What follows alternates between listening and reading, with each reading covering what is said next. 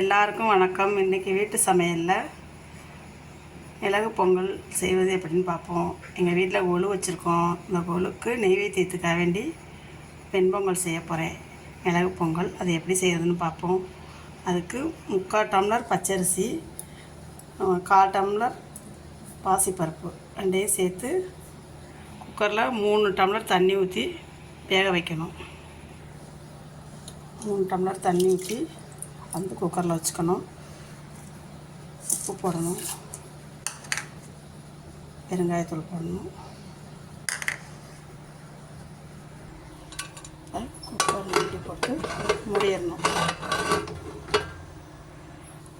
Cooker மூடி போட்டு whistle போட்டு ஒரு 2-3 விசில் வந்தோடனே ஒரு 5 நிமிஷம் சிம்மில் வச்சுட்டு ஆஃப் பண்ணிடணும். பாருங்கள், நல்லா புகை வர்ற மாதிரி அளவுக்கு வறுக்கணும். ரொம்பவும் கருகக்கூடாது, ரொம்பவும் இது பண்ணக்கூடாது. இந்த மாதிரி பொடி பிடிக்கணும். பாருங்கள், குக்கர் திறந்து பார்ப்போம். பாருங்கள், சூப்பராக வந்திருக்கு பாருங்கள்.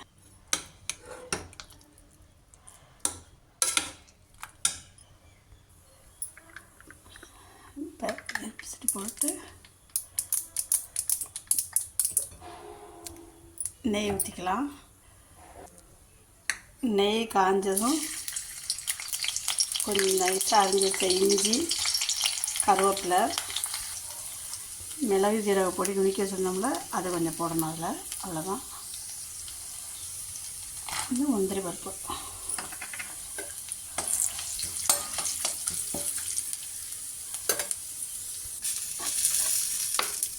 அவ்வளோதான். மிளகு பொங்கல் ரெடி ஆயிடுச்சு. சாமிக்கு நெய்வேத்தியம் பண்ணலாம்.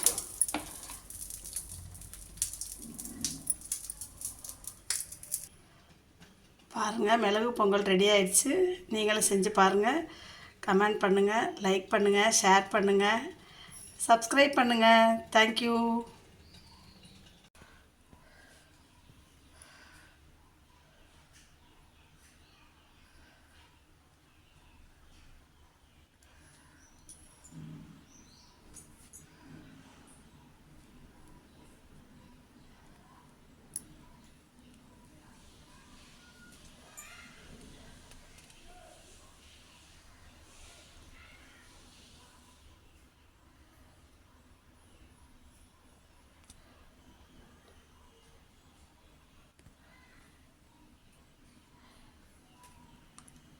எங்கள் வீட்டு கொலு எப்படி இருக்குன்னு சொல்லுங்கள்.